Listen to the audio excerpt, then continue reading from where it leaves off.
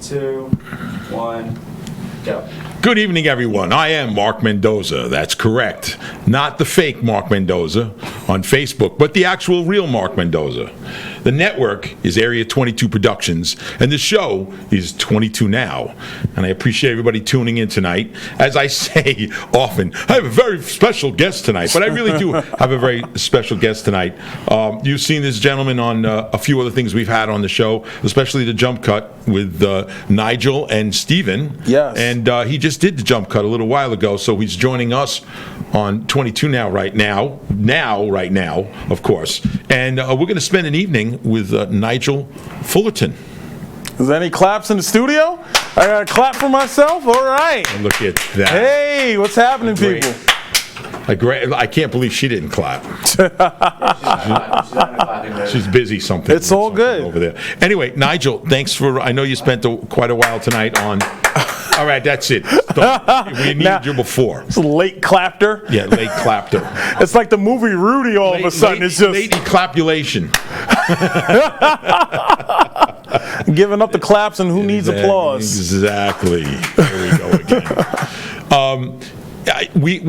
You and I have discussed things for months since I've only known you a few months now, right? Yeah, a couple months. Yeah. But you have a tremendous history in entertainment. Tremendous history, whether it's stand-up or movies or shorts or not wearing shorts, but shorts. Can you tell my mother that? Because she still thinks I'm a bum.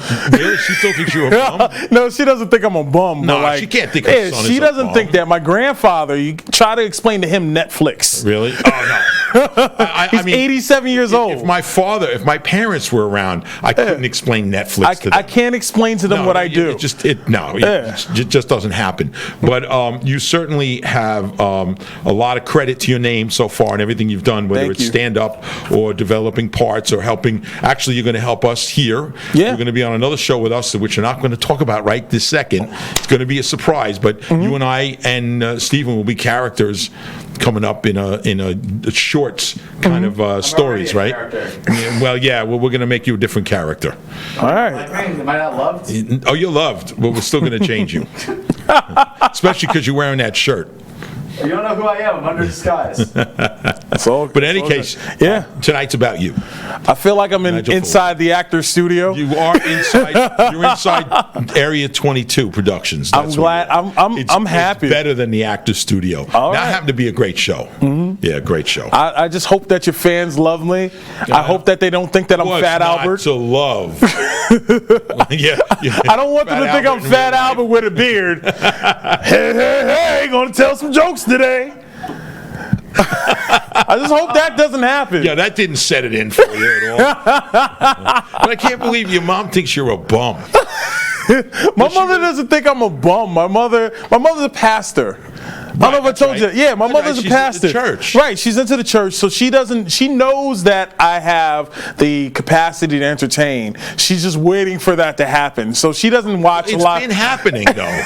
She doesn't watch a lot of my stuff. But how do you address your mom? Like my mother follows me on Facebook. Right. So whatever's on Facebook, she takes that as law. So she tried to watch the Anya Marina web series I'm in, and she's like, I don't understand it. I don't get it. I don't understand. Like, what are you supposed to be doing? I said, Ma, is dry humor. Well, I don't get dry humor. Wet it up a little bit. So, Mrs. Fullerton. Right? Mrs. Carr. Mrs. Carr. Mrs. Carr, yeah. She doesn't like to insult her. She doesn't like being called Mrs. Fullerton. Okay, Mrs. Carr. Your son is amounting to something huge in life, and I'm not just talking size. I'm talking talent and what he gets done soon. Because I've seen a lot, and he's going to be great. He is great, and he's going to be great. And we have some new shows that we're developing that he's going to be part of. Yes. Not only here, but in other places too. Yes. We support everything you do. Thank you. We really do. Anything we can. Thank you. So let's get on with this. All right. Shoot. You've been doing stand-up comedy for over 15 years now. Yeah. But doesn't that make you like 4 years old when you started? It makes me 4 years old when I started. I started when I was 19. Okay. And I was horrible. Like, I was really bad. I started, the first 6 months I started, I was bad, and then I got on TV. I read that about you. You Yeah, got on yeah, TV. I got on TV really quickly. I was bad. Like, the first 6 months, they're like, defines you as a comedian. I was horrible. I was bombing everywhere. Broadway Comedy Club, Boston Comedy That Club. was at 19, 20 years old. Yeah. Okay. I didn't have any jokes yet. I didn't have any life experience. Right. You need life experience to be funny. They say Right, to tell comedy comes jokes. from pain. Right. So I didn't have any pain. Right. My heart wasn't broken. Now you had plenty of pain. Oh yeah, I've been hit by a car. Literally. Literally.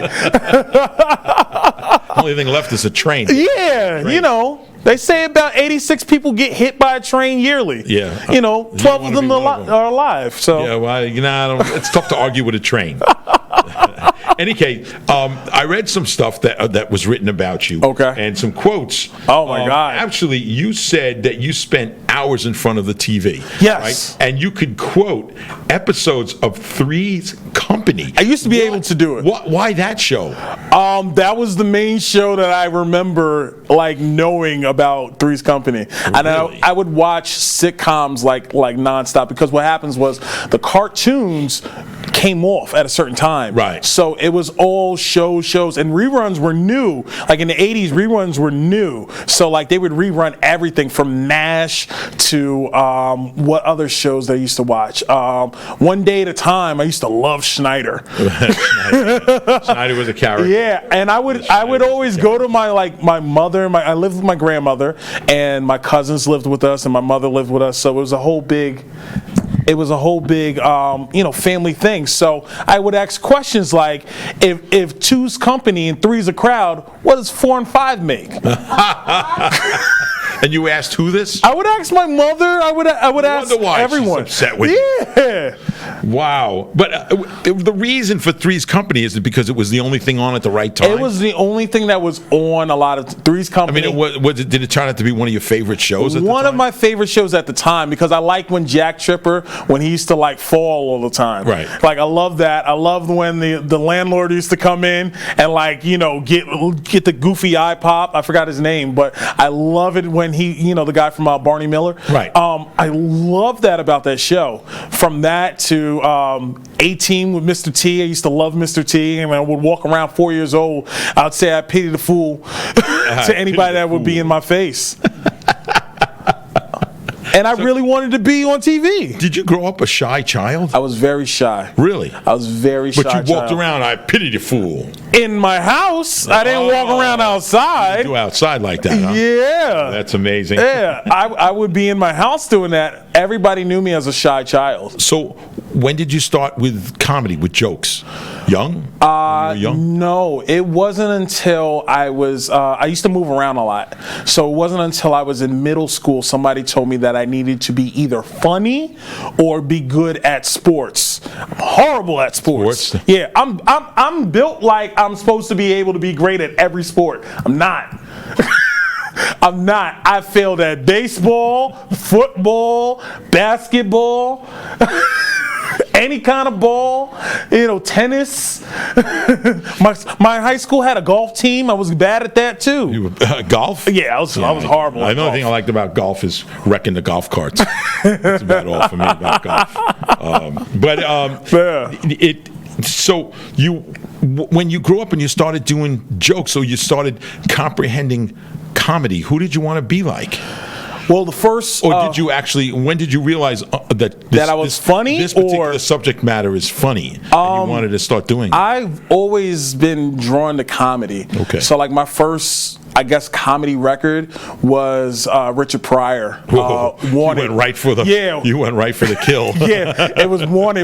It was in my mother and my aunt. She used to have records all around. So I used to go through all their records, and I would listen to whatever was funny, because I really wanted to be I wanted to be on TV. I knew I wanted to be on TV. I knew I wanted to be funny. So I was like, okay, this guy looks funny. Let me put this on. So when you listened to Richard Pryor, when you first listened to him, how old were you? Let's see. When I first listened to Richard Pryor, I think I was into Eddie Murphy first before I was into Richard Pryor. So Eddie Murphy, how old were you when you started listening to Eddie Murphy? First Eddie Murphy movie I watched was The Golden Child. Okay. So how old were you? I was really young. Yes. I was 5 or 6. But then you couldn't have picked up on exactly what the humor was. Right, but I didn't know what the humor was. I just knew it was funny. You know, it's just like you see this person doing stuff. Like I would watch, like my uncle used to have a tape of all of Eddie Murphy's stuff from Saturday Night Live. Right. And he would put on the tape and like, you know, we'd watch Buckwheat and we would watch Gumby. And I would look at it and I'm like, this is funny. As a child, like I was like, oh wow, I love this. You know, oh, I'm Gumby, damn it. Yeah. Like I loved it. And it wasn't until like I had to, when I went into middle school and I had to make people laugh, I would go to Eddie Murphy and I would go to my Eddie Murphy voice and I'm like, oh yes, that's fabulous, yeah. And I would do that, you know, and I watched tons of Eddie Murphy movies. I went from watching Beverly Hills Cop and Coming to America. 48 Hours. 48 Hours I've seen plenty of times. I've seen every Eddie Murphy movie, including the bad ones. I've seen every one of them. What do you consider a bad one? A bad Eddie Murphy movie? Probably his later work. Really? So Dr. Dolittle I do not like. You didn't like Dr. Dolittle? The second one. The second one I really didn't like. Didn't like, wow. Okay. Yeah. All right. Eddie Murphy, that's a tough one to. Yeah, I hope Eddie's not listening. I hope he's not either, because I love you, Eddie. Please, please. So do I. Yeah. So, what happened your first time on TV? All right, so my first time on TV, before I even did stand-up comedy, I used to work with a church group, okay? That was me and my friend Fudge that you know. Right, Fudge. Right, so we used to perform for local churches. And what happened was I found out that BET had a show that it was kind of like the comedy version of American Idol. Right. And they were looking for stand-up comedians, and they were looking for other things that weren't stand-up comedians.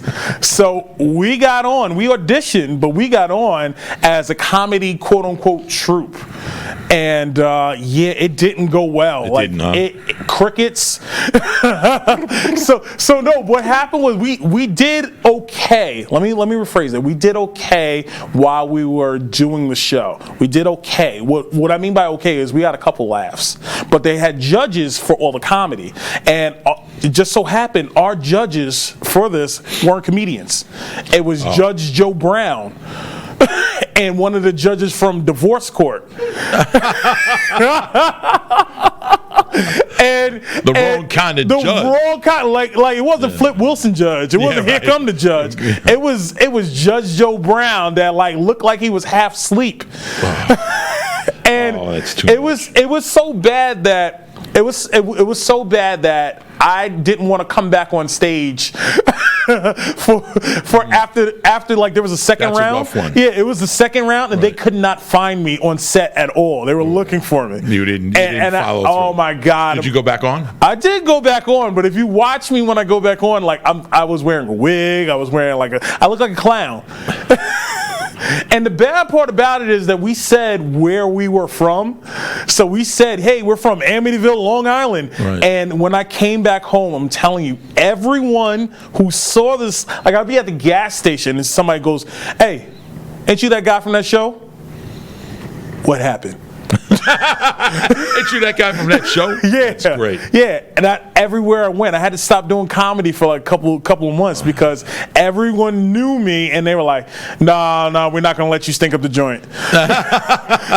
You know, let you stink up. Yeah, the joint. and it wasn't that we were bad. Right. What happened was we did stuff with music, of course, and we were told that we can do it with music. But when we went to LA to shoot it, they said no music.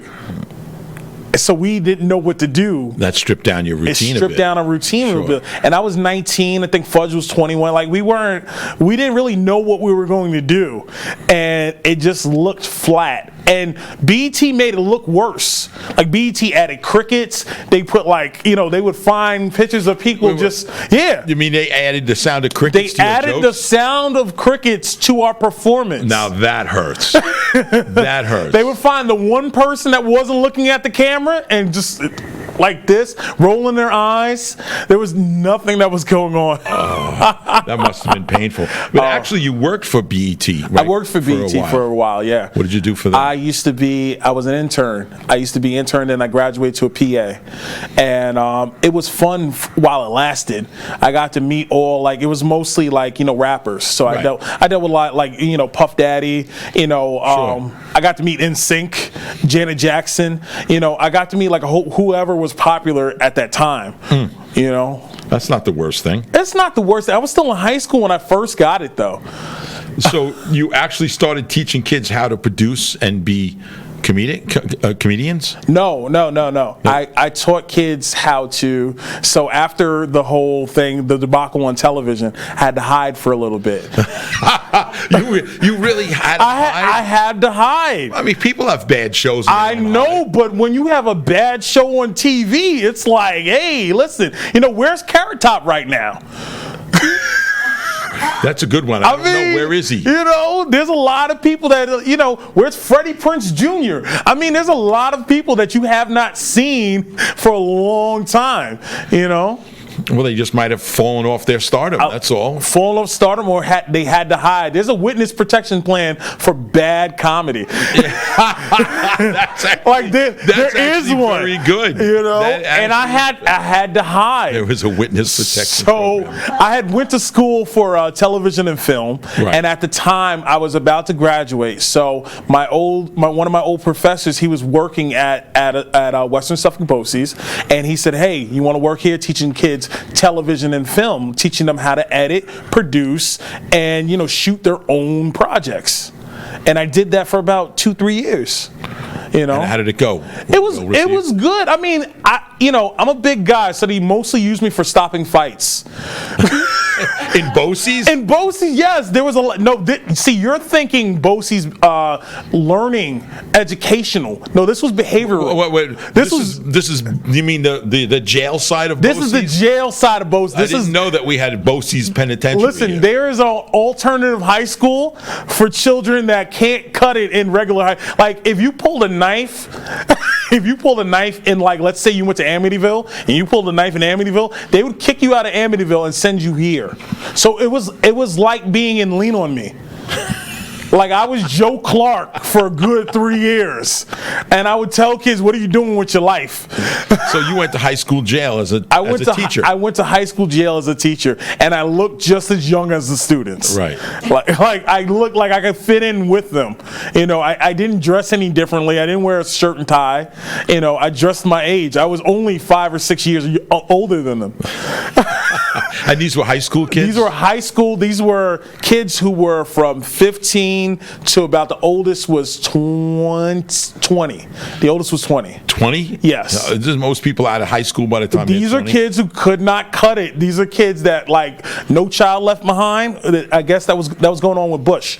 This is the child. These are the children that were left behind. No Child Left Behind. Yeah. These were the children. There was Bloods. How did you land that job? One of my old teachers became the principal. So that's how it happened. You mean to be one of my old teachers, one of my old professors became the principal. What do you call the guy in charge of a jail? What is he? He's the warden. The warden, yes. So he was the warden, right? He was the warden. And you were one of the COs. Oh my God, I was a CO. That's what it felt like. I would stop. I would stop fights. That's what I would do because I'm a big guy. So what it was I started as a teacher's assistant, and I would have to stand there for the buses, and all of these buses would come up and all these kids would come off, and you don't know what school has beef with what school. So Huntington had beef with Amityville, and Amityville had beef with Copeg, and then there was gang members, there was Bloods, Crips, it was also the MS-13. There was a lot of kids, and I would identify them. Well, when did you do this? Like 2 years ago? This was 2005. That's a long time ago. 2005 to 2008. I did this. You did 3 years. Yeah, I did about 3 years, and I was like, this is crazy, And they were like, you'd be good as a guidance counselor. Why? Because I could fight. It was literally like lean on me. That's an interesting part of the entertainment career you've had. I would catch kids having sex behind the school. I would catch kids with knives. I would catch kids would come up to me and say, "Hey, listen, I got my girlfriend pregnant. What do you think I should do?" And my advice was, tell your parents. I said, "Do you have a job?" "No." I said, "Do you have insurance?" "No." You're going to need these things. Right. Tell your parents. Right. And that was my advice for everything. Tell your parents. Tell your parents. Oh, man. All right, so you did that for about 3 years. I did for 3 years. And then you went back to stand-up. I went back to stand-up because I was telling these kids to follow their dreams, and I wasn't following mine. Okay. I was miserable because I worked 2 jobs at the time. I worked 7 to 3 at Bosie's, and I would work 3 to 9:30 doing optical work. I would do like 2 jobs at the time. Like, you mean glasses? Like glasses, oh, yes. Okay. So I would teach kids how to edit their own films by day, and by night I would work at lens crafters, and I would and cut you glasses. Made the lenses, and I would right? make Maybe lenses. You cut my lenses. I probably if you can't see, it's not my fault. All right, we do glasses one eye at a time. I still can't get over the fact that Bosie's was a penitentiary. It's a penitentiary. There is a security guard at the gate. That's amazing. So you went back. So what happened when you went back to stand up? I mean, what were you doing at the time? You were appearing in comedy clubs. I mean, I started working at any place that would take me. So if it was a lounge, I would go to rock and roll open mics because they gave me time. I would go to different places. I would do bringer shows. A bringer show is basically when you have to bring all of your friends. Like they ask you, "Hey, can you bring 15 people on a Tuesday night?" Yeah, and we'll give you 5 minutes to perform. And didn't you tell me a story about? I did tell you. And should I not say that? I'll tell you. So basically, before I started doing comedy, I was very nervous. I was very shy. I had a friend that used to do comedy, and I would pretend to be basically his manager. And what I did was I got him a gig to perform with Lisa Lampanelli. This is before she was big. She's still a rough character. She's a rough character. If you know who Lisa Lampanelli is, she is like the female Archie Bunker. That's the best way. A lot worse than. I think she's a lot worse than Archie. Yeah, right. But that's the best way I could categorize her. So anyway, my friend, I acted like his manager, and I was all big and bad, and I sent an email, which were new at the time. Emails were new. I sent an email to her people, and they wanted him on, but he had to bring 15 people to Caroline's. Again, my friend comes from the church. All he knows is church people. So he asked his mother to get everybody from the church. They took a church van to a Lisa Lampanelli show. There's 7 words that you're not allowed to say on TV. She said all of them. And more. And more. In front of church-going folks. But the bad part about it was a contest and he won. It was a contest that he was in, and he won and had to go back. It was an interesting car ride back to Long Island. I'm sure it was. Wow. Yeah. That must have been brutal. Oh my God. All right, so let's move on a little bit now to how you started acting. You got a bunch of acting parts, and you also did some commercial work. I started out in commercial work. All right. My first commercial was for Optimum. I did like a triple play Optimum commercial, and the way I got into commercials was I was doing stand-up in comedy clubs. I was in Broadway Comedy Club, and this talent manager said, "Hey, you'd be great for commercials." And I didn't believe him. Like I said, comics aren't really like the best looking people. We're out of shape. We have bad skin. So I didn't think I was like the, quote unquote TV type. Right. So I kind of blew him off for a long time. Like he sent me on a Reese's Pieces commercial, and then he sent me on a Rubik's Cube commercial, and I was like, and I had to act like I liked this thing. Right. don't even know how to operate it. Yeah, so I shut them down for a year or two, and then all of a sudden I started taking improv classes. And I started getting good, built my confidence up, and I went into that manager's office. I said, "Give me anything, I guarantee you I will crush it." And he sent me on an audition, and I booked it the next day. It was for ESPN. Oh, good for you. Yeah. Wow. Yeah. So commercials are good. Commercials were great. Absolutely. And I did that for a while until I started getting into TV. So how did you break into an acting career off of that? From that, I would do a lot of commercials. I did commercials from Converse to it doesn't matter. Like, I did a whole bunch of stuff. I even did a commercial, a diabetes commercial that will never be seen.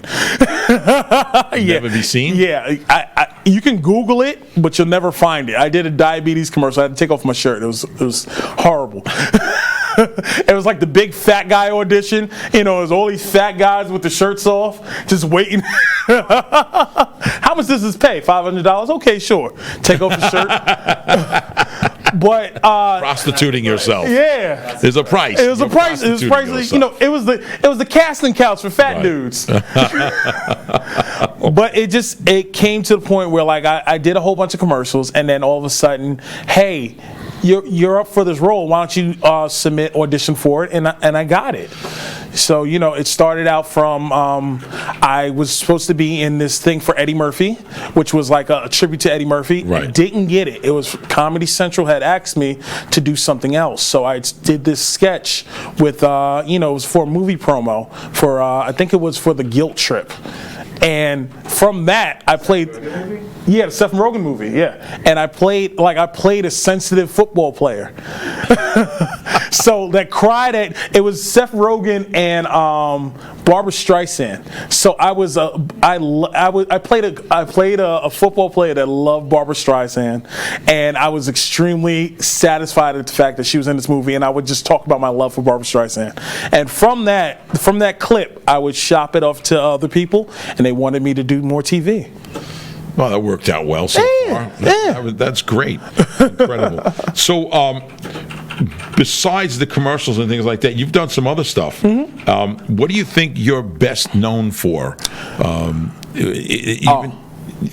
best known for the movie Roxanne on Netflix. Yeah, I play Biz Markie. Right. Yeah. And that was a great opportunity. Also, I got to play. I'm in this with Mahershala Ali, who won. He's won back-to-back Oscars. Sure, of course. Neil Long, who's been in tons of movies. It was a great experience. Forrest Whitaker produced it. Yes, he did. And also Pharrell. They co-produced it together. It was a humbling experience. It was a great experience. I learned a lot from watching like Oscar award nominee and winner. Right. Like, it was great. Can you watch yourself in something like that? It's hard to watch myself. Yeah. Like, I mean, seeing myself in this or just watching it on. It was just if you decide to sit down one day and watch Roxanne, would you cringe as you're watching yourself? Oh, I cringe every time I watch myself. I'm like, I don't even know why I'm here. Like, even at the premiere, I'm at the premiere with like a whole bunch of like different tastemakers and stuff like that. Like, I'm sitting next to one of the Beastie Boys, and right in front of me is Stephon Marbury, who used to play for the Knicks, and like and I'm like, I don't know what to do with myself. Right. And then my scene comes up, and I'm watching myself on TV, and everybody jumps up, and I get a standing ovation. Really? Yeah, I mean, the screen, like, I see myself on the big screen, and I get a standing ovation. It was like the best thing ever. That's amazing. Like, I felt great until I went on Twitter. I went on Twitter, and like, I was being fat shamed. Yeah, that's cold. Yeah. That's really not happening. Hey, I was too fat to play a fat black rapper. Like, it was bad. Really? Yeah, that's what they told me. That's not good to hear that. Hey, it is what it is. It comes with the territory. You just finished a web series for Warner Music. Can you tell us about it? Yes, I just finished a web series called Anya Marina, an independent woman. Yes. Yeah. I get claps for that. Yeah. Basically, it's a mockumentary It's basically about a pop singer that gets dropped from her label. Right. I watched that scene when they let her go. Yeah, and she doesn't really know that she's not famous anymore, so she's still trying to do everything on her own, and she's very delusional. And I play her bodyguard slash assistant slash motivational coach. Like, I'm her world. I'm her best friend, and I only knew her for like 3 days. Right. And you just go on this journey. It's 6 episodes. It's short, and it's on the Warner Music channel. If you guys want to check it out, please, it'd be great. Yeah, we'll get some more likes in there. And I love it. Well, we've already had over 20,000 views. Excellent. You know, over 20,000 views. People are really liking it. Hopefully, we get a season 2 from it. That'll be even better then. Yeah, we should that'd be expand great. upon it and stuff. I watched the Nigel Fullerton reel, and I want to know what's with "Don't Be an Asshole." Okay, I was in a show called Ask Holes, and Ask Holes. Yes, I had to say it right for everybody else. So basically, it was a show. It was a whole bunch of comedians. It was about 6 of us, where we got together and we would give advice to people. Wow. And yeah, it was. Sometimes it was good, sometimes it was bad. But a lot of people, like, we did it for about. We have 100 episodes on YouTube. 100 episodes. We're just about 100 episodes. That's neat. Yeah. We did a whole bunch of stuff between 2014 and I think 2016, 2017. Yeah, where we would talk about celebrity crushes. We would talk about 80s movies, movie reboots. We would talk about coworkers. So anything that like was going on with your life, getting old, we would talk about it, and we would just have hilarious takes on it. Well, that's what comedians base things on, is life experience, and that's what it was. That's when you started to build up some of that. And life experience and everything. Oh yeah, well I love doing it. Yeah. I love I think my favorite episode was the wrestling episode, because like I talk about how wrestling's the only job where you can curse out your boss, hit him with a ladder, come back to work the next week with a promotion and a belt. If you do that, that's so true. I'm serious. So true, like if you do that to your boss in real life, you'll go in handcuffs. Yeah, you go out in handcuffs. Going back to Anya Marina for a second. Sure. What's a notekin? What's a notekin? Yes. They're notes on napkins. The most idiotic thing in the world. A notekin. Yeah, I'm standing in the middle of Times Square with a whole bunch of notekins in my. I saw that. What was even funnier is that Anya Marina was walking around Times Square saying, "Hey, I'm famous. Look at me. Do you see my camera crew right over there?" She was doing that. She was hugging people. Yes. She was like everybody was looking at us like this was a real production. Like somebody came up to me and hugged me and thought I was Big Bird at one point. Yeah. It was great. It was a great experience to do. I mean, it was enjoyable watching it. I mean, knowing you was enjoyable watching it. Because I could see some. I thought that I saw some points there where you were trying to have a straight face and you were starting to laugh a little bit. Now, did you guys go off script and that at all? Because we went off script sometimes. Yeah, I saw some of that. We went off script. Sometimes we went on script. Anya Marina that's her real name, but she's very good at improv. She has a show on Sirius Radio with Kate Walsh. Right. And she knows she's good friends with Nikki Glazer, so she's in with everybody at the Cellar and stuff like that. So she comes from the comedy world, but she's also an amazing singer, amazing talent. She's a musician. So yeah, I love doing it. I had fun every time we did it. How many episodes are there? There's about 6 episodes so far. Is there anything else coming out with Yes, that? there is. There actually is a sister show called Labeled, and it's kind of the same mockumentary thing, but this comes from the label perspective. So they're the label that fired her. Okay. So where can you see on your? It's also on YouTube It's as on well. YouTube. Yeah, it's Okay. on YouTube. That's great stuff. If you go to the Warner Sound on YouTube, it's all on there. It's all on there. Yeah, definitely. It was enjoyable. I watched Yeah. that one episode where the record company let her go, and she just wouldn't sink in. Oh my God! I don't know if I'm giving this away, but there is an episode where the record company gets her back. Oh, really? Yeah, it's in All right, labels. I'm not trying to then- spoil anything. Don't but spoil it here. Yeah. Don't spoil it here. So you actually started a podcast. I did. Called Lord Have Murphy. Yeah, Lotta Murphy. Yeah, I started a podcast about my love for Eddie Murphy.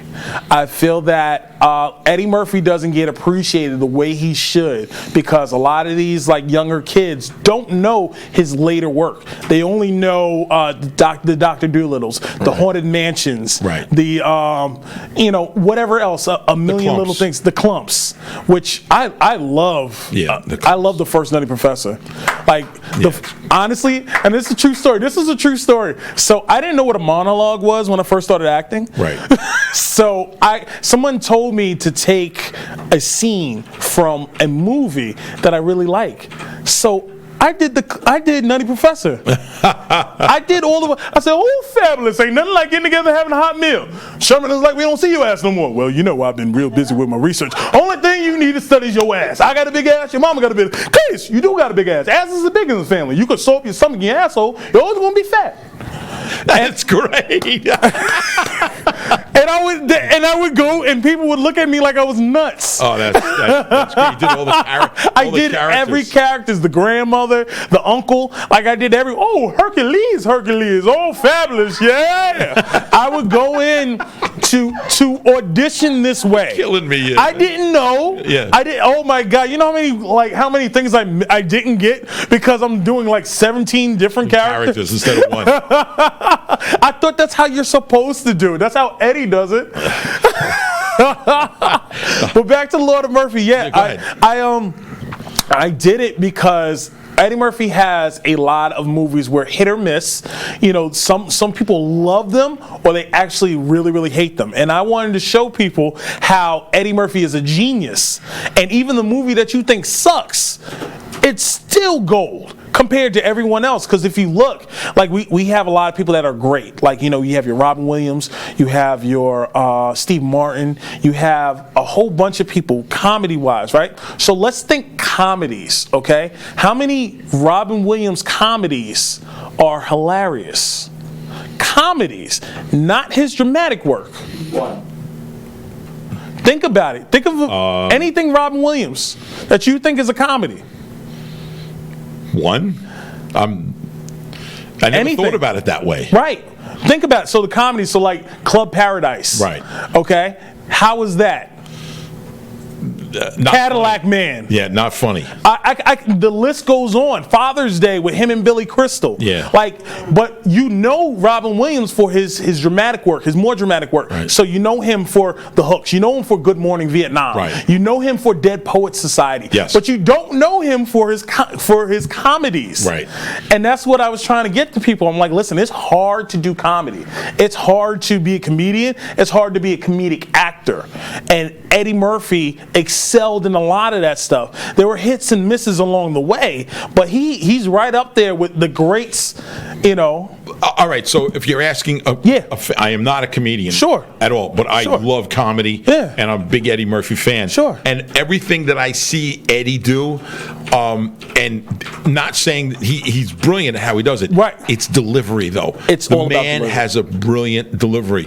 The way he says a line, the way he makes you feel part of what's going on at that moment in a funny movie. Right. There's no two ways about it. His different voices, his different characters or euphorisms or what do you want to call it, make Eddie Murphy excel through things. Right. And but when you mentioned one of the first things you saw was Golden Child, he did that in that movie too. Yeah.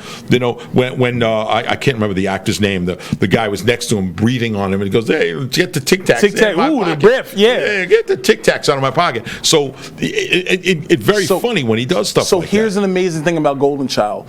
That was supposed to be Mel Gibson playing in the Golden Child. Really? Yeah.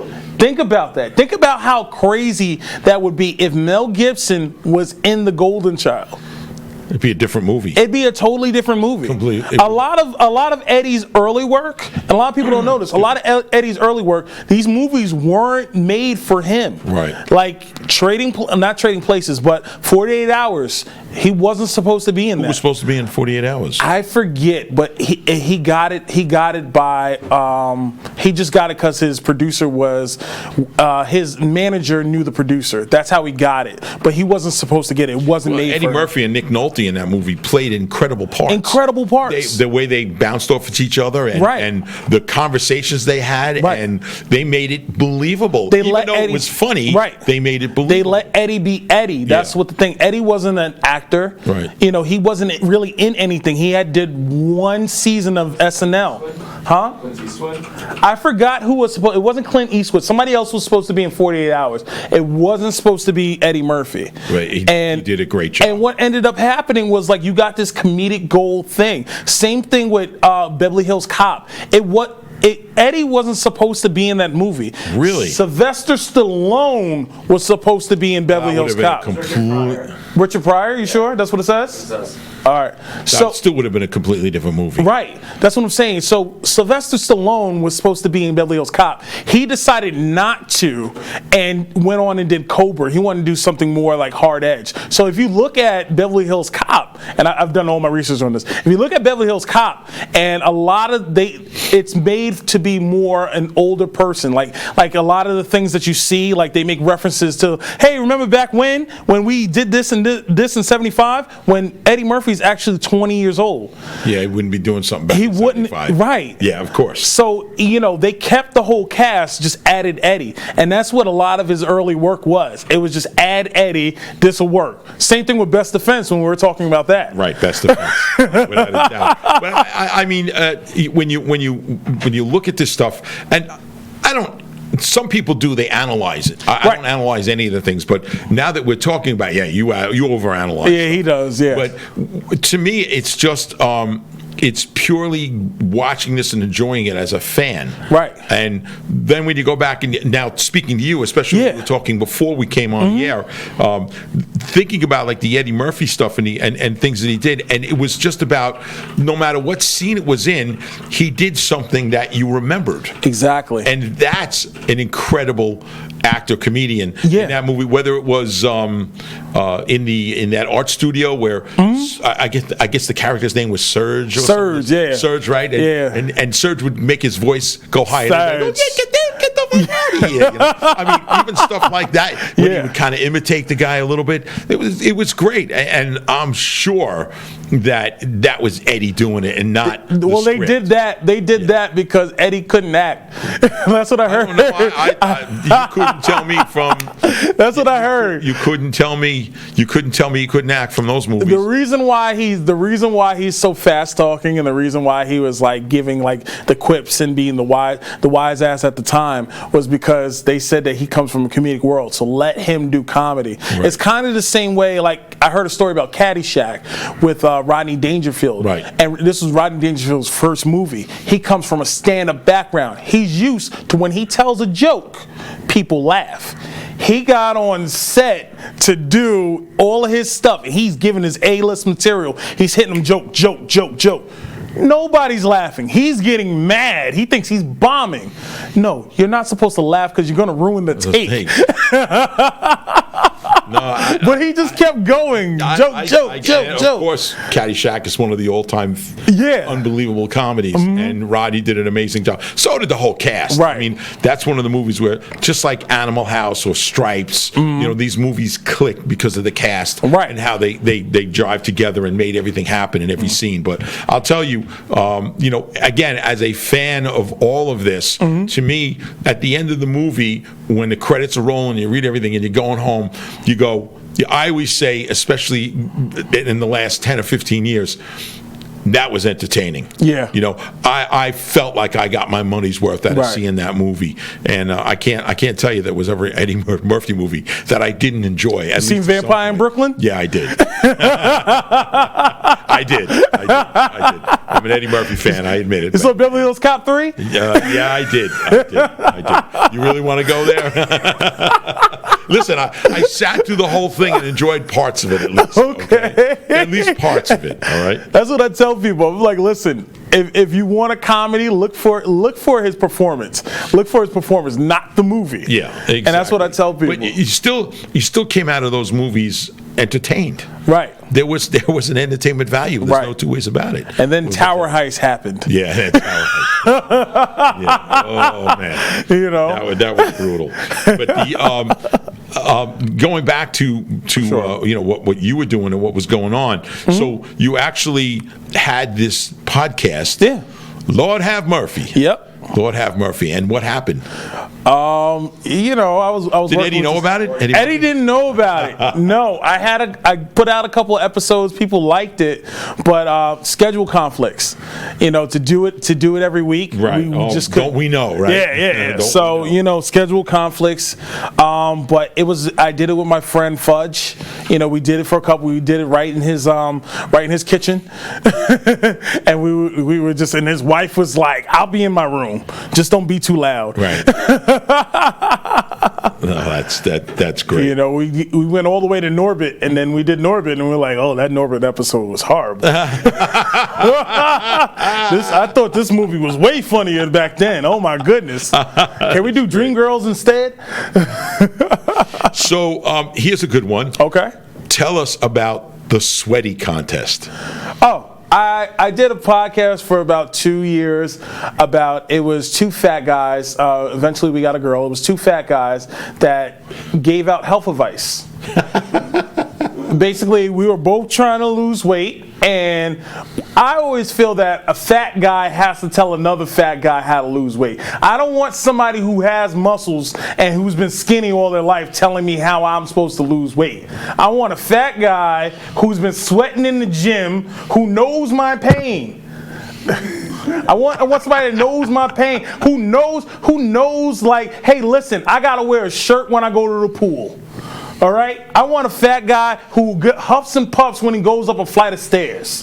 Okay? I want that guy. Don't give me some Jean-Claude Van Damme guy who dances for a living. You know, who tells me some P90X thing that I had to try because it worked for him. He's never been fat. He's never had He's always looked like He's that. always looked like he's never had a hamburger call him at night. You know, like, hey, hello, are you still into me? You know, like I'm the type of guy. When I see certain sandwiches, I get horny. All right. Yikes. Like I'm sorry, but I get more excited by a cheeseburger than a naked woman. Whoa. That sounds like you feel.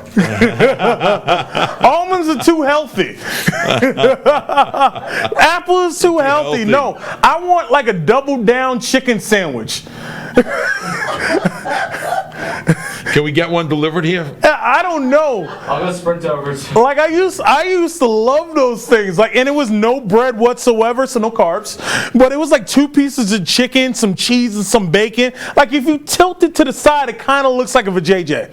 Oh man. If you lick the bacon, you could possibly make an orgasm. See, that's why we have obesity issues. You orgasm. Well, that's why we have obesity issues in the U.S. is because they're selling vagina sandwiches at KFC, and Colonel Sanders is the pimp.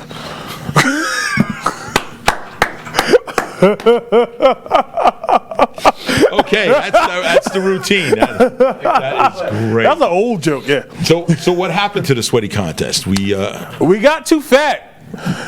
really? No, I started doing television and stuff. So like again, You had scheduling time for it. content. Sure, yeah, of course. And the other guy, he has Was a the wife other and guy kids. someone we know? No. His name was Mike Salona. He's a good guy. He's still fat too. Like we both never lost weight, so it didn't really make any sense.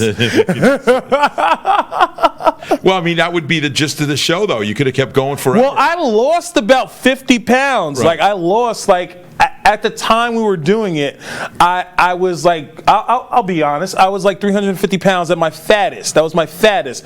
I made it to about 285 pounds. And then I got a girlfriend. And she's like, come here, eat this with me. And that's what made me fat again. Oh, you're blaming her. Yeah, I gotta blame her. I think women are trying to get men fatter. Really? Yeah, because so they don't look like the number 10. That's what I used to hear. They don't look like the number 10. She was like, please don't lose more weight than me. So that was like an insecurity on her behalf, but like it made me get fatter because I'm like, yeah, I'll help you eat this brownie sundae. Don't worry about it. I'll take on the calories there, babe. Nuggets, that's 160 calories. Don't worry about it. Weight Watchers is okay. That's points. That's points. All right, so I have a good one here for you. Sure. I want to know about this. As a teenager, you used to run the karaoke booth at Adventureland. Yes. Me and Fudge. You and Fudge? Yeah, me and Fudge. And Chrissy. Chrissy was there. Chrissy would come. Oh, that's great. She would sing. She would come by and sing because she used to do games. I used to do rides. So one of the things was, I used to get people to do karaoke and to get people to do videos, I would have to get up and I would sing. And that's how we used to develop a routine. That's how Fudge and I used to do our thing. So we would go up there. We would sing songs. Fudge would sing Justin Timberlake. He would sing NSYNC at the time. I think What it was year NSYNC. was this? This was 98. 98. It was 98? Just let me take a time out here to explain to everybody. I mentioned Great Adventure. It's an amusement park on Long Island. Adventureland, I'm sorry, right? Adventureland, I'm sorry. Adventureland, it's an amusement park right here in Melville on Route 110. That is, for the Twisted Sister fans out there, that is the same place, the same Adventureland that Twisted Sister played in the summer of '79. Oh, wow. That's in all of the interviews that we talk about it, how we expected 2,000 or 3,000 people, and we had almost 30,000 show up. Wow. The whole neighborhood was shut down. Suffolk police shut 110, all the side streets. And I remember standing where the stage was and looking at all the warehouses, and people were lining the warehouse. They climbed up to the top of these warehouses to see the show. Yeah, well, that's the same Adventureland that you're same talking Adventureland about. Yes, that I still performed. stands. That's right. It still stands. And Lindsay Lohan was one of the people that used to come there all the time. That's right. So you used to do it with our Chrissy, right? Our Chrissy and Fudge. And Fudge, And the three of you would entertain people. Yeah, we would entertain people. I started working there because of Fudge. Fudge was, I didn't have a job, and Fudge was working like the Rock Wall or something like that. He's like, hey, you want a job? He's like, yeah, sure. We knew each other from, we used to go to church together. Right, we'd be in church so together. we grew up together, and we just started working this. So we would do little routines where we would pretend to be certain people, Tina Turner, or we'd pretend to be whoever. I pretend to be Shaggy, the reggae artist, or we would just do different people, and we would just sing songs. Grease. We used to do Grease. I've never seen the movie Grease. You mean like John Travolta? John Travolta. I've never seen the movie Grease. I know all the songs. I know all the songs to Grease. Never seen the movie. Yeah, I was like, I have no desire. I know all the songs. Grease lightning, go Grease lightning. Go Grease lightning. Tell me more, tell me more. Yeah, I know all of those songs. And all the karaoke songs to this day. Like I still know all the Meatloaf songs. The Meatloaf karaoke songs that everybody does. Everybody does the same songs in karaoke to this day. Like everybody will do, now people will do more Bon Jovi, but back then they were doing a Meatloaf, or they'll do whoever was popular at the time. And that's what I grew up doing, and that gave me more of a stage persona because it was trying out stuff to the whole park, because there was a speaker that went to the park, everybody heard it. Oh, Yeah. really? Yeah, everybody heard us. Yeah, we were horrible. We were horrible. Yeah, we were really like. If I had to watch the VHS tapes from that, because we used to record it, because even if we weren't performing at the time, we had a demo tape of people doing stuff, and we would have us on the demo tapes. That's great. Karaoke.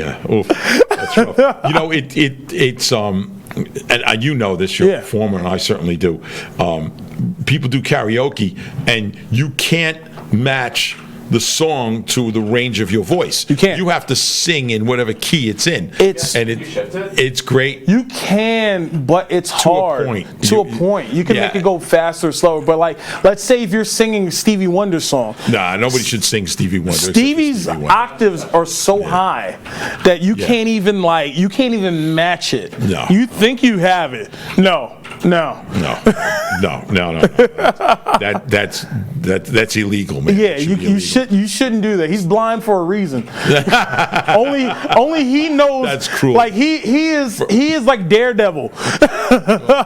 Yeah, and first of all, I'm a big Stevie Wonder fan. I'm a huge Stevie Wonder fan. So we're just kidding Songs in the Key of Life is my favorite. Oh, amazing stuff. Yeah. We talked about it before. Yeah, we talked about it earlier. Yeah. Everything about that he does. Let's move on to something else. Sure. I want to know what social media news is or was. Oh yeah, social media news was it's a project I did with Colin Cosell, who's Howard Cosell's grandson. Grandson, right? Yeah, oh, that's cool. Great friend of mine. He's actually the voice of the Mets right now. Right. Hey, he's a good friend of mine. And he would tell me so many stories about his grandfather. But anyway, what it was he was trying to become a news anchor, and he thought of a way of doing the news only by tweets and social media, which is something we do now. Yes, exactly. And I hate him because we were so ahead of our time. Right. So we would use Twitter and Facebook, because Instagram wasn't out at the time, and Facebook, we would get our news from that. So tweets that people would put out. So like, let's say if the president put out a tweet,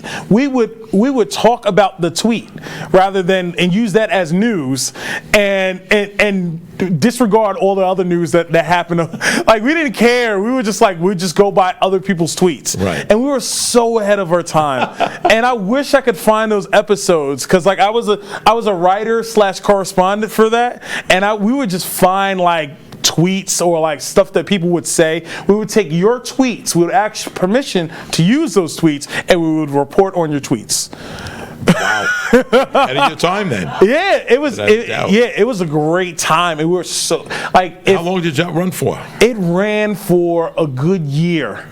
It was a good year, and it was financed, it was everything, and we tried. And there's a couple famous comedians that worked on it. And now I don't know if you would know them, but they are working comedians that worked with Gabrielle Iglesias and a whole bunch of other people, Carlos Mencia, a whole bunch of people. But we would just have this whole bunch of comedians, and we would like just joke about pictures and stuff that happened on Twitter or pictures that happened on Facebook.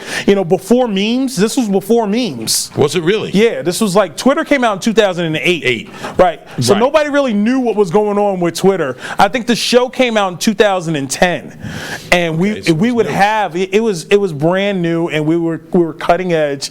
And I hate Colin to this day because he didn't want to do it anymore.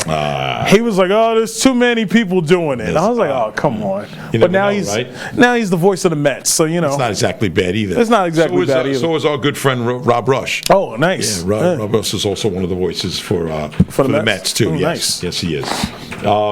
So let's talk about something. You mentioned that your father's from England. Father's from England, and yes. That's how you ended up with Nigel. Yes. Right? And he has a very British name. His name is Rupert Alexander Fullerton. Yes, that is the most British you could it is so British it could possibly be a Bond villain. That's how British it is. And my father's Jamaican. Right. Like, my father was born in England, but he later on migrated to Jamaica. And I come from like a long, like my brothers. I'm the only person with an English name. My brother is Omar. I have an older brother named Omar. I have a brother named Abdul. Where did Nigel come from? My full name is Nigel Alexander Fullerton. The name of Chad. Oh my God! Like like no disrespect, people, but it's the whitest name that you can give a black man. I actually Googled it one time. I found out he sold slaves in 1865. I still got freedom papers on people in Wyandanch. It's crazy to me. You know, it's crazy. Like it's you never met a tough Nigel. You've never met a tough Nigel. It's never happened. Like if you got smacked by a Nigel, you'll probably think it's a duel. Where's my glove? Is your father a tough character? My father's not tough. He's Rupert. My father is a correction officer. My father is 5'8". And my father is not a tall guy. He's 5'8", and he's very like he doesn't like he's not loud. Like I have a very boisterous voice. No. I guess. No. My grandfather has. No, you're very quiet.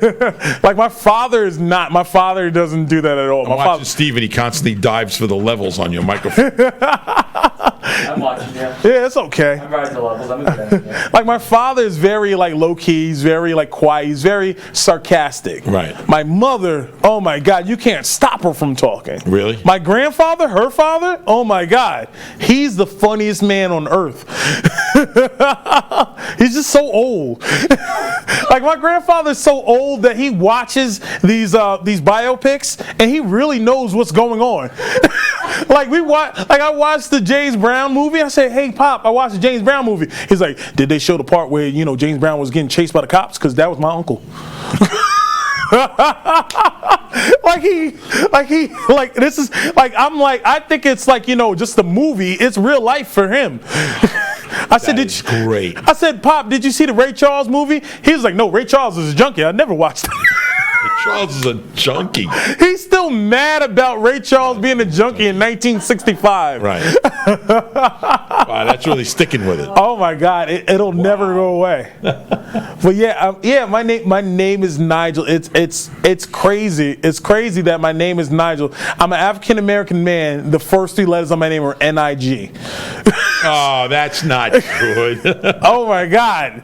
Listen. But the rest of it doesn't sound The like rest of it doesn't sound like that, but listen, no. I've gotten called the N-word in certain places. Yeah. Yeah, people who don't know how to pronounce my name, they would say it out loud in front of people. Really? And I do it in my act. I have a joke about it in my act. It's hilarious that it happened to me, but like I don't know what to do. Like I don't know how to react after somebody says that.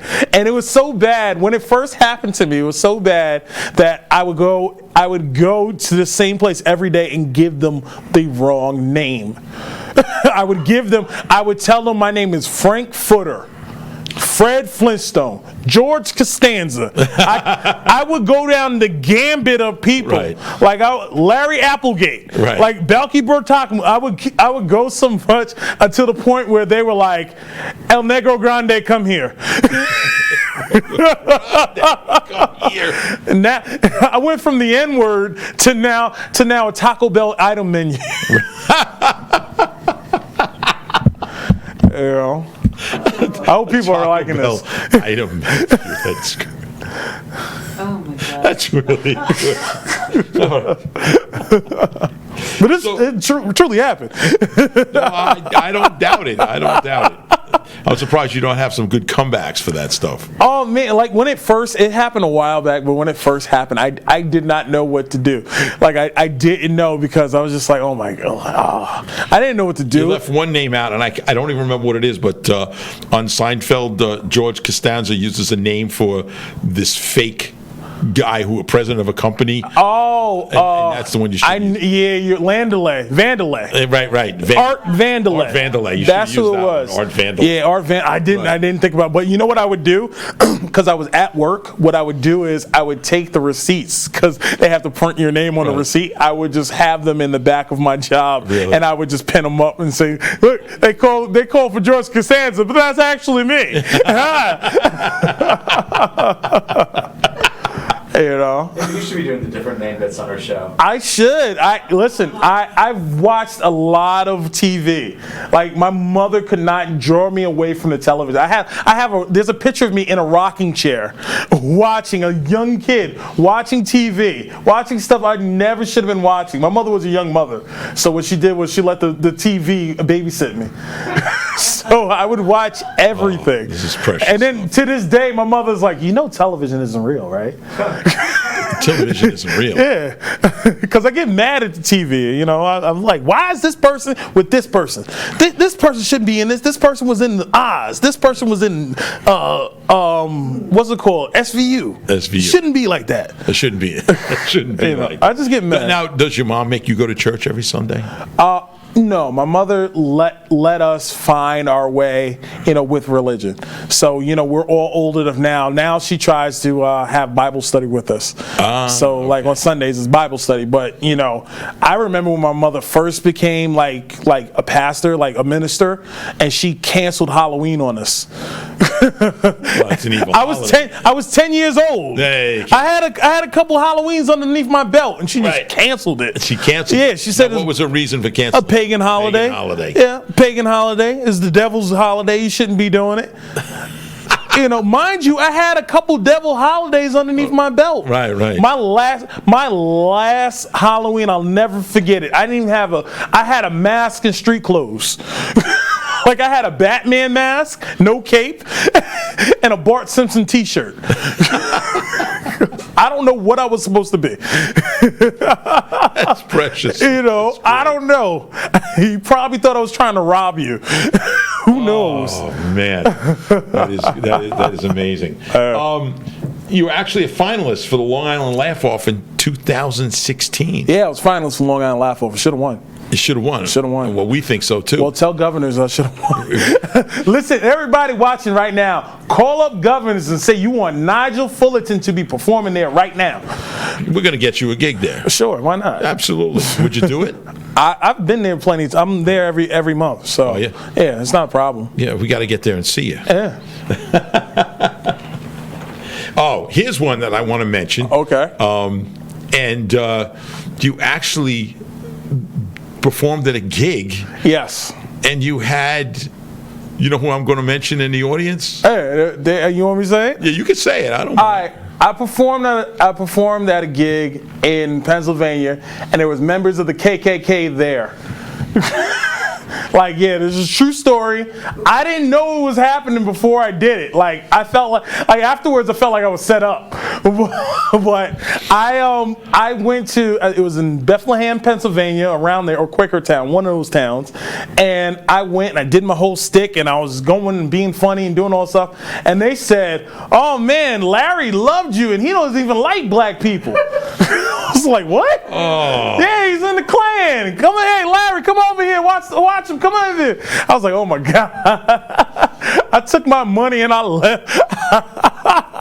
Wow, that's a rough crowd. Oh my God. That's a rough crowd. Wow. Hey, but they love me though. Larry and his friends love me, so thank you, KKK of Quakertown. Thank you for laughing. Amazing. That's incredible. That's absolutely. I didn't know. If I knew beforehand, I probably wouldn't have done it. Yeah, you're probably not. Yeah. But they still liked you anyway. And as long as they liked me and laughed and didn't try to kill me, I'm okay. Oh, that's brutal. Yeah. That's brutal. Jesus. So, if we insisted that you do stand-up right now, I've been doing stand-up the whole time. The whole time. The whole time. I mean, a real routine. Would you do my it? God. Would you do it? I mean, not something based on that we're talking about? Well, most of my stuff is based from my reality, life. right. Like I have a bit where I tell people, and this is a true story, I have 9 nieces and nephews. I know none of their names. You don't know their names? You got nothing more to say about it. It takes me a long time to figure it out. And I messed up. I went to a birthday party and messed up and bought one of my nephews a Barbie doll. Really? I never know what's going on. You don't know their names? It takes me a while. It's 9 of them. Oh, It's every day, every time I see these kids, it's like the first day of school. Really? Like I gotta have name badges for all these kids. that's painful. It's painful, and I'm a godfather to one of them. And which one of your godfathers? I don't know. You don't know. All I know is Uncle Nigel comes around holidays. They don't know my name. Why should I know theirs? They really don't know your name? I say, who am I? And then, you know how kids are. Well, I don't know. I'm the only one of my brothers and sisters that doesn't have kids. So it's like I want kids one day. I do, but I'm just like, Like I don't know what to do with kids. Like I was talking about Barbie dolls. Like I bought the wrong Barbie doll for my niece. I didn't know you could do that. I didn't know that if you buy the wrong Barbie doll, it could ruin a little girl's self-esteem. Did you know that? No. Mattel has made, and this is a true story, Mattel has made 4 different Barbie dolls. One's a curvy one for, Right. petite, tall, small. They gave her 8 different skin tones. They gave her 7 different hairstyles. They've given Barbie 180 careers, and they've been doing this for 60 years, improving Barbie. You haven't done your research. I haven't done my research. Wow. They have been improving Barbie for 60 years. Barbie is now 60 years old and been doing this stuff to improve little girls' self-esteem. But they haven't done anything with Ken. Really? Ken still has 6-pack abs and no hoo-ha. You mean to tell me you can put a love handle on Barbie, but you can't give Ken a package? Right. Like, what if my nephew goes and sees him and pulls down his pants and say, "Hey, is this what happens when you grow up?" Like if Ken wasn't a boy, he would have nothing to play with. Right. Barbie has a dream house. Ken doesn't even have genitalia. Exactly. That's great. That's I great. tell that in my act too, but I go all in on the whole Barbie. I watched the whole documentary on Barbie. I love watching documentaries, and there's a documentary on toys about Barbie, and I learned what a thigh gap was. I never knew what a thigh gap was, ladies. I never knew what a thigh gap was. I just thought skinny women walked funny.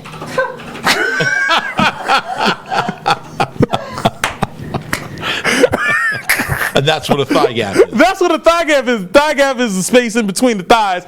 All the women I date, the thighs go together. I never knew what a thigh gap was, and I found out from a Barbie documentary. It was amazing. And they actually talked about that. They talked about a thigh gap. Guys don't know this. Guys will never know. Huh? It was a big fad, thigh gap. Is it? Yeah. With who? Skinny women? No, What man says, "Ooh, I love the thigh gap on her"? 4 years ago, every girl on social media was saying that they wanted the thigh gap, and they were actually editing their photos to create it. That is the most insane thing in the world. Because women care more about other women than the men they're trying. I believe that too. I believe women care more about other women. That's why they wear those fake eyelashes. Like, if 2 women wear the same dress, they're going to kill each other. And me and Nigel wear the same shirt. I don't know. Listen. I've been a man my whole life. I have never complimented a woman on her eyelashes. You bet. I got news for you. You better start right now. I'm just saying. You better start Your right eyelashes now. are perfect. There you go. Your eyelashes are perfect. But I've never said, "Ooh, look at the eyelashes on her." What would you do if I wore the same dress as you to the office? I compliment you because you have good taste. I don't think it's a dress thing. I think, women have beauty contests.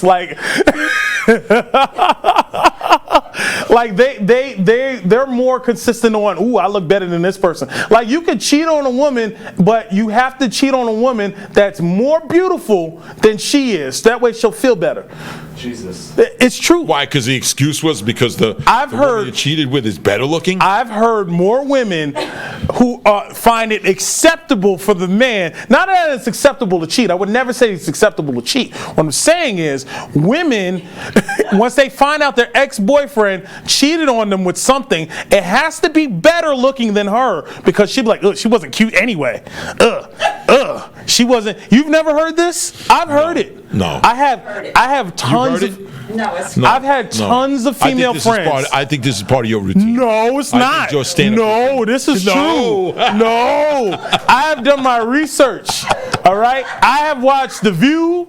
I have watched Designing Women. No, there's a reliable I have watched show. Designing Women. I have watched Sex in the City. I've done my research. The View.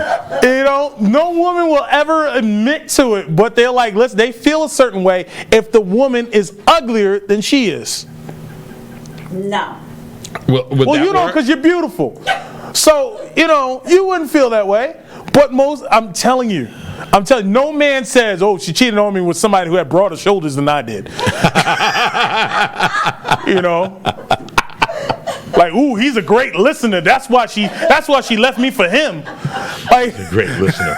You know, and women like to comfort other women. Like when women go through breakups, women are there.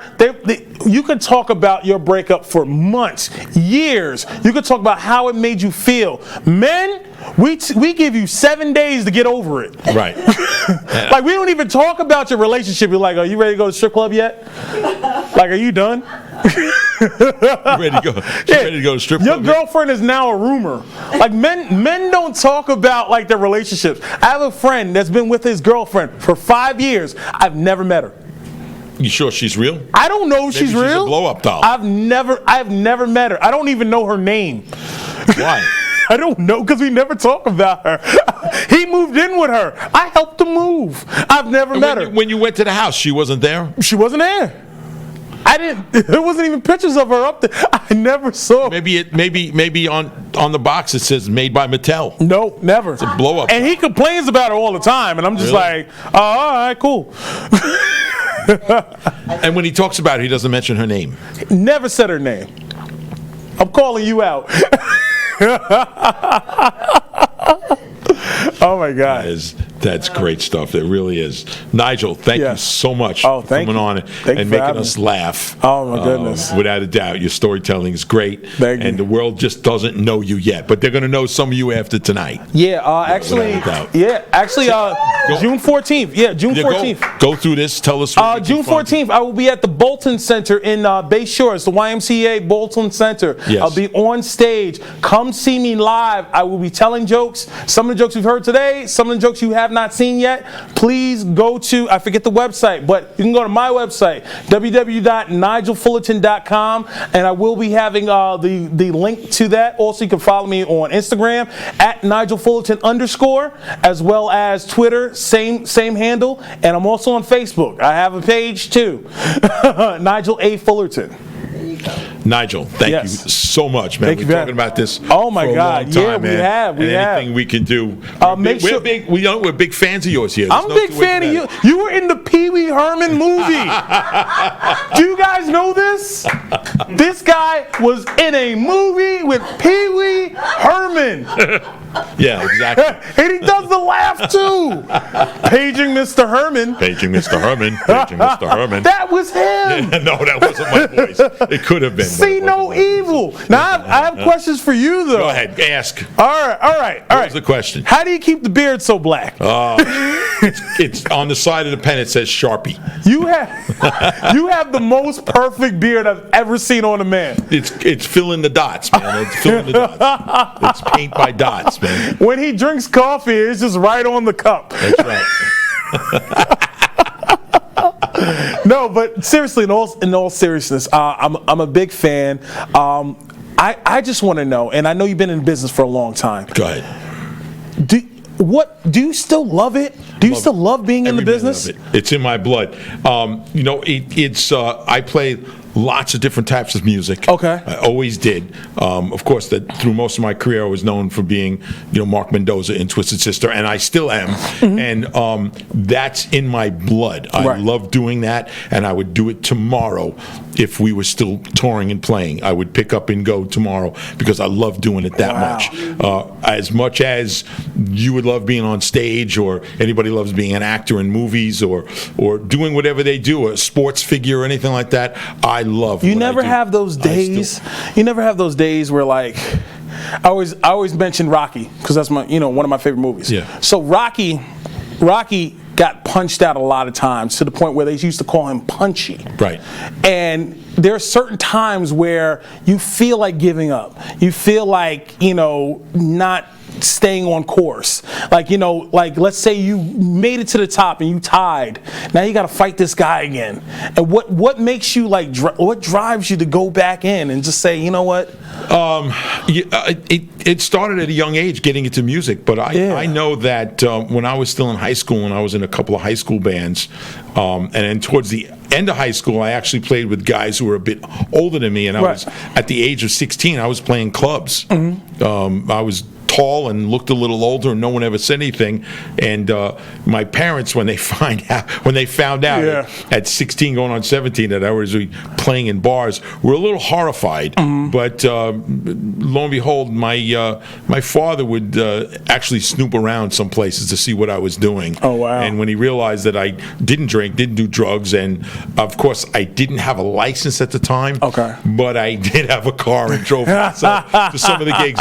When he found out, he made me park the car and I had to go with the other guys. Right. But my dedication to what I was doing, studying music, writing music, playing constantly in all types of bands, I guess helped me progress down the road. And one of the biggest steps I took was joining the Dictators in 1975, I think it was. I don't even remember. It's been that long ago. But it was a huge step because it meant that I was joining a band that was already at least partially established, but had the potential to go on the road and tour with some of the biggest bands in the world at the time. Wow. We spent months with Kiss, with ZZ Top, with Bob Seger, Moist the Cult, Alice Cooper, the Stranglers in Europe. I mean, it was. I could mention hundreds of bands. We played with Foreigner before anybody knew who Foreigner was. They're cold as ice, aren't they? They're cold as ice. And I know my rock and roll people. Their album hadn't been out yet. We were playing with Foreigner and Nazareth, Uriah Heep. So it was a good. I had to leave college. I had to leave the jobs that I had, and had to be prepared to go away for months at a time. Which this is a dream at 18 years old. Yeah. This is like a real dream, and I was lucky that my parents supported my dream. I have to say it. They were part of my drive. My father would always say, "I don't understand the music," because he listened to all the crooners of the day, whether it was Nat King Cole or Sam Cooke, or swing music. My parents were tremendous big band listeners, and, I love big band. Some jazz. And they didn't understand the music, but they saw the intensity, they saw the drive that I had, and always supported me, always did, and it's for the love of music, because I love music, and I play so many different types of music these days. I mean, again, if TS was still playing, I'd be touring with TS, but I play in a great local band called Joe Rock and the All Stars. He's a very good friend of mine. He's obviously Joe Rock from WBAB, which I'm proud to mention on the air. And go BAB. That's right, 102.3 WBAB. But in any case, the other two members of the band, Lou Carollo, who I actually went to high school with, he's a guitar player, one of the best ever, and my drummer Gene Linevsky, not my drummer, but the drummer in the band. These guys, playing with them has taught me so much about music, and it also kind of fuels my drive. Joe, he really encourages insane playing, so I get to play crazy stuff in that band with those guys, and I got to say that it's very enjoyable. Is it a replacement for TS on stage with TS? Well, no. When you're in TS and you're headlining every single show you're playing, and there's anywhere from 35,000 to 120,000 people in the audience, that's it. That's the top. That's the pinnacle. That's what you work for your whole life. So I got to say, yes, I'm still fueled by music. I play jazz on the side. I play some blues. I actually play in a country band. It's a lot of fun. I don't play a lot of this stuff, the other stuff often, but I'm like the second stringer. These guys all want me to join their bands, but I don't have time. Of course, you're popular. Yeah, exactly. Listen, we're playing dodgeball right now. You'll be first pick. Absolutely, first pick of dodgeball. So it's great, and it fuels me, and I love music, and that's really what my life has been about. I just got one last question. Go ahead. Because you told me plenty great stories. Yeah. So I'm supposed to be interviewing you. I know. I just got one All right, question. take your shot. All right. So my last question is, you named all those people that you toured with, right? Who was the best to tour with? The best to tour with? Yeah, when you were in TS, who was the best, like, you know? And Twisted. Yeah. Okay, so I want to say that probably one of the more memorable tours, and we didn't headline this one. Okay. Again, it's real tough because I think we had a great rapport with every single band we ever played with. The guys are easy to get along with. A lot of funny bunch of guys, without a doubt, could be stand-up comedians on their own. But I want to say one of the more memorable tours was the Iron Maiden tour. We opened up for Iron Maiden, went across Canada, played the States.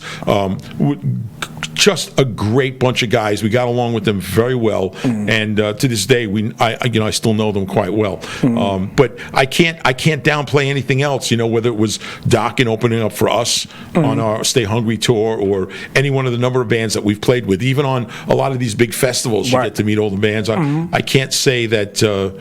That anything is bad. I mean, how do you work your whole life to be a rock star and attain that level? And we attained it. So how can you say it's bad? Right. We were the biggest part-time band in the world because when we came back in 2003 until a couple of years ago when we decided to retire from it, basically, we were at the top. We were. I said one time that we played the Super Bowl every night and won. Wow. You know, that's how it made us feel. That's really how it made us feel. And you can't replace that with anything else. Wow. You cannot replace that feeling with anything else. There's nothing that could do that. Nothing. Yeah, you're in front of 100,000 people screaming, singing along. The people are so loud; they're louder than the music. So, yeah, how do you put that down? But I love what I do. I absolutely love what I do. And I wish that everybody could have that, attain something like that in whatever field they want to be in. Whether you're a ball player, basketball, football, whether you're a hockey guy, whether you're a stand-up comedian, whether you're an actor. To achieve that pinnacle, the top, the cream of the best that there is. And have the world say it and the audiences every night say it. I can't put that down without a doubt. So I got to say that I'm sure my parents are looking down and saying, "Okay, he did it." Yeah. And they wanted that for me too. So I had support of them, and it's a a great feeling. Yeah. It's that's all like I want. Yeah. That's all I want. My parents would say, "Hey, I'm proud of you." And it's to get back in, and I know we're talking about comedy, sure. but I give a lot of talks to young bands and talk to people, and this is true about when you're a stand-up comedian. Okay, there's not a whole band. You're just yourself. One person. So you better be on your game, and when you get on that stage, no matter what happens to you in life, that day, the week before, the day before, an hour before, you got to stand on that stage and flip that switch on and do what you got to do, because if you don't succeed, there's one thing we all have in common, okay? All of us, whether you play sports, whether you're a stand-up comedian, whether you're an actor, whether you're a musician or a singer, whatever it is, we're all entertaining. Well, you know what? And if you don't do your job, if you don't entertain, you failed, and everybody's going to know you failed. You know what I heard from, I don't know if you know who Richard Jeni is. Yeah, sure. Okay, so I have a story about Richard Jeni, but anyway, Richard Jeni once told me, and this is before he passed away, I was a young comedian at the time, and he said when you're on stage, he said you got to pretend like you're in a band. So like pretend you're in TS. Right. You do I Want to Rock just to get the crowd together. Then you'll probably do some stuff from the newer album in between, just to see what the difference is or what people are liking, and then you hit them with "We're Not Going to Take It" at the end. Sure. Why? Because you have to bring it, and a lot of people don't know that with joke structure. A lot of people don't see that, and you play it the best. You're probably doing tours every single night of the week, and you play it the best. You've probably done this thousands of times, but you play it like it's the first time you've ever heard the song, and the same energy that you give for that, you got to give to your audience. And that's what also makes it such a tough gig. I mean, we're acting like we're 25 and 30 years old, and we're old guys now. I mean, we say that we get through a night with the help of certain medications and certain Viagra, bandages, and braces, and Viagra's for afterwards. But we get through it with medications and walkers and bandages and braces, and we get off stage and we limp into the van to take the ride back to the hotel. It's not that bad, but we joke about it. There's a bowl full of high blood pressure pills. Right. Who took the green M&Ms? Right. No, those are for my diabetes medication. That's right.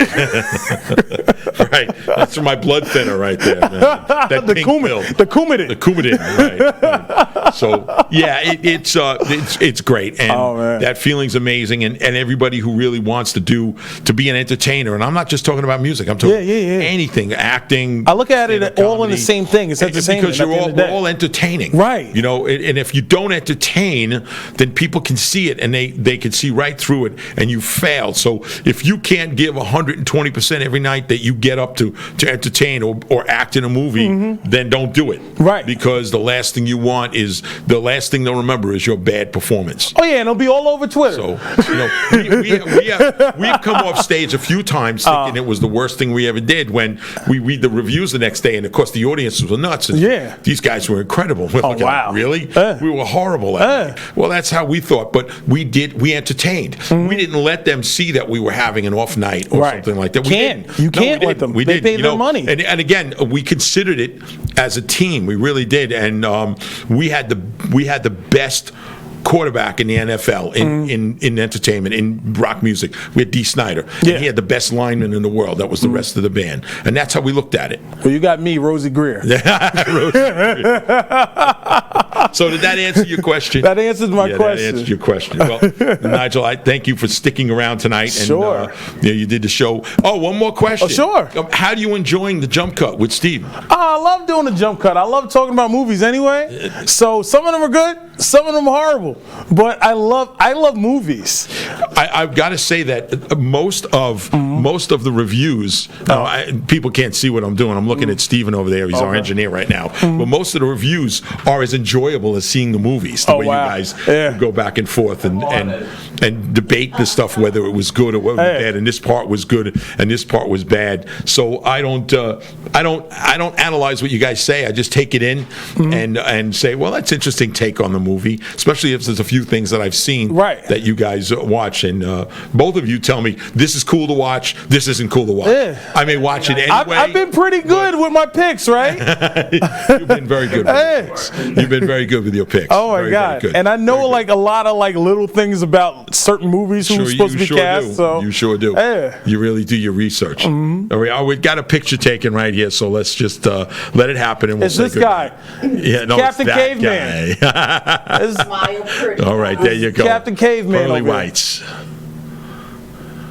There we go. Right on the air. We dead time on the air to take a photo. I just hope your audience loves the show, because I was so nervous about being on here. No, stop. I was nervous. No, you didn't seem nervous at all. Anyway, you got anything else? We discussed where you're going to be. Do you have any dates booked besides the one you said? Well, definitely. The next time I'll be at Governor's will be August 24th. I'll be at Governor's August 24th. It's the Nigel Fullerton and Friends show. I would love for everyone to come out. I handpicked the comedians, so it's definitely going to be a mixed bag of people. So we can blame it on you. You can blame it on me if they're bad. You can blame if they're good, please blame it on me. If they're bad, blame it on the other people that did the comedy. But either way, I would love for people to come. Nigel Fullerton and Friends at Governor's Comedy Club. You can go to govs.com right now, and you can click the link for. I'll actually be in the little room at Governor's, and you can just check that out, and I'll be there. Hopefully you guys will be there too. Yeah, we're going to be there. But yeah, August 24th, definitely end of this summer blowout. I always have one every year. Nigel, again, thank you so much. Thank you. Thank you so much, man. It's like having family on this show. Yeah. Everybody, thanks for tuning in and watching us. It's always a great show. It's always a lot of fun. And, we usually say a couple of things at the end. We just had some pretty bad storms in the Midwest and flooding and stuff. And again, those people are getting walloped again by bad weather, and we feel really bad about it. And, Memorial Day just passed. And remember, Memorial Day is about all the service people that have lost their lives, to protecting us and protecting our values around the world. So we don't want to forget that. that. I want to do one more shout out before I say goodnight. A very good friend of mine, Scott Larson, lost his dad a couple of days ago. I went to the wake today. It's always a sad thing, to see families crying when they lose a loved one. His father was a member of the Nesconset Fire Department for over 45 years, and they put on an incredible display, with 2 tower ladders and an American flag out front. What a tremendous showing for Scott Larson's father, who was Roger Larson, who passed away a couple of days ago. Again, our grievances go out to the family. We really appreciate what's happened to you. All right, everybody, thanks for tuning in tonight. The show is 22 Now, the network. You know what? I'm speaking really loud because you were here too. I'm sorry. All right. The show is 22 Now. That's right. The network is Area 22 Productions. And we'll be back again next week. Make sure you catch us on Patreon. Yeah, what he said. Have a good night, everybody.